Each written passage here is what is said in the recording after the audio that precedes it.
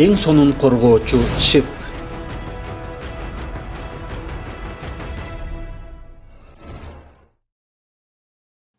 Биз асманды коргоочу шип кылып койдук.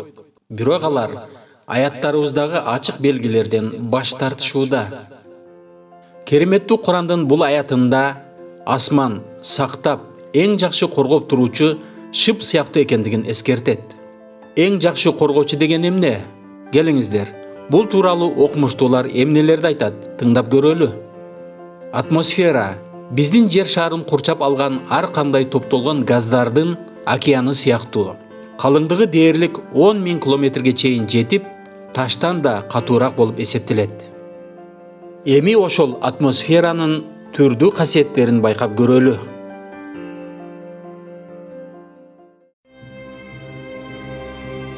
Метеориттерден жана асман таштарынан коргоо.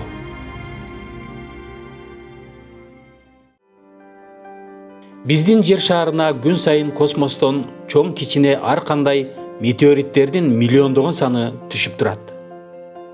Атмосфералык катмар тунук көрүнгөнү менен ошол метеориттердин бомбалоосуна тим эле темир тосмо сыяктуу каршылык көрсөтүп келет. Эгерде атмосферанын бул өзгөчөлүгү жок болсо, анда жер бетинде жашоо болбой калмак. Жер бети ар кандай тешиктерге толуп кетмек.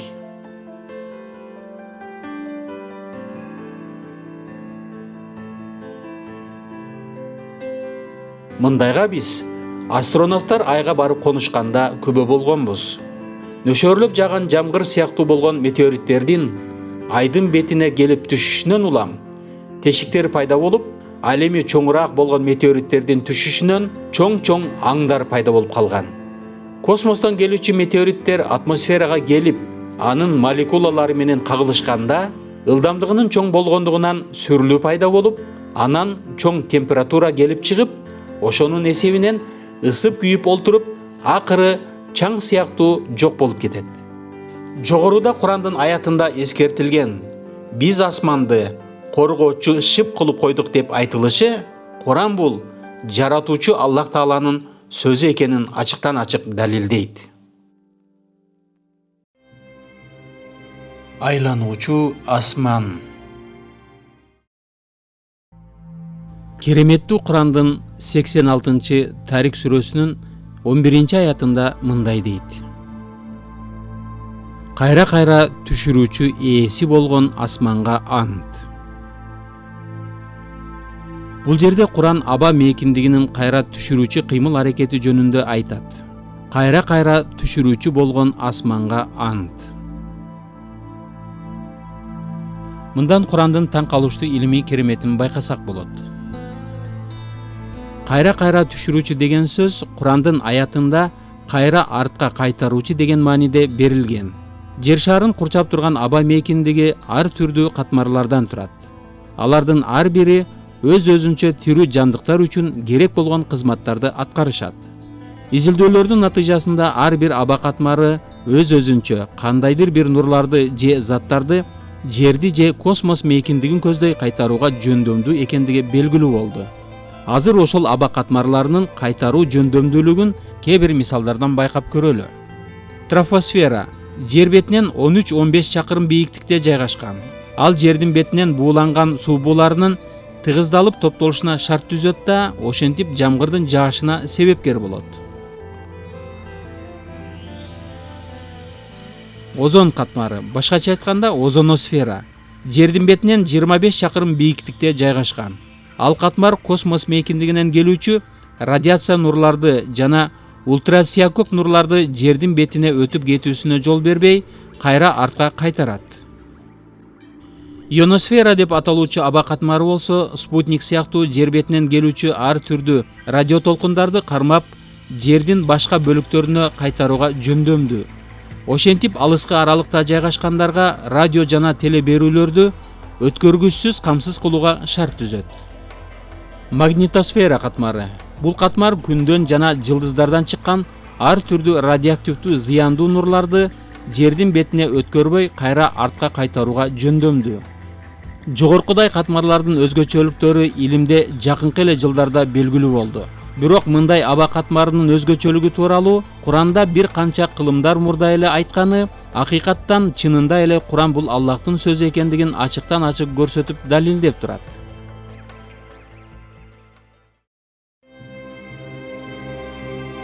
Атмосфералык катмар жерди космостон келүүчү сууктан коргойт.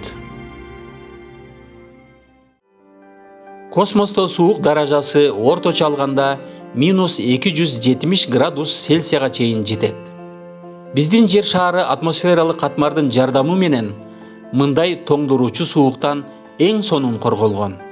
Атмосфералык катмардын ушундай өз касиеттери аркалуу күн жарыгынан чыккан энергияны кайрадан космосту көздөй кайтып кетүүсүнө тоскоолдук жаратат. Мындан сырткары күн нурларынын жайылып кетүүсүнө шарт түзөт. Натыйжада күн бетин көрбөгөн көлөкө жерлерге да жарык жетүү менен ысышына да мүмкүнчүлүк берет. Атмосфералык катмар аба кыймылынын жардамы менен жердин бетинде жылуулуктун тең салмактуу бөлүнүшүн камсыз кылат. Мындайча айтканда, өтө ысып кеткен жердеги аба суук жерге жылдырылып, ал эми сууп кеткен аймактагы аба жылуу жерге жылдырылып турат. Ошондуктан күн нуру көп тийген экватордо аябай ысып кетпөөсүн шарттоо менен түндүк жана түштүк уюлдарда аба температурасынын өтө төмөн түшүп кетүүсүнөн сактайт.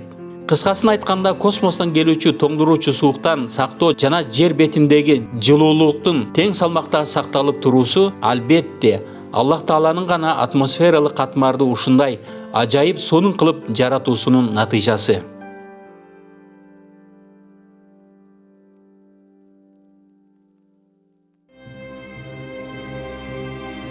Ван Алендин курлары. Биздин жер шарыбыз бир эле атмосфералык катмар менен эле корголбойт. Мындан сырткары Ван Алендин курлары деп аталган магниттик талаадан түзүлгөн катмар да бар. Ал да биздин планетага космостон келүүчү зыяндуу нурларды тосуп, жердин бетине өтүүсүнөн сактап калат. Эгерде Ван Алендин катмары жок болгондо, жерде тирүү жандуулар жашоого мүмкүнчүлүк болмок эмес. Космостогу жылдыздардан жана күндөн келүүчү зыяндуу нурлар ушул сактоочу катмардан ары өтө албай калышат. Плазмалуу булуттардан турган мындай нурлардын зыяндуулугу Хиросима шаарына ташталган бомбадан дээрлик 100 миллиард эсе зыяндуу болмок.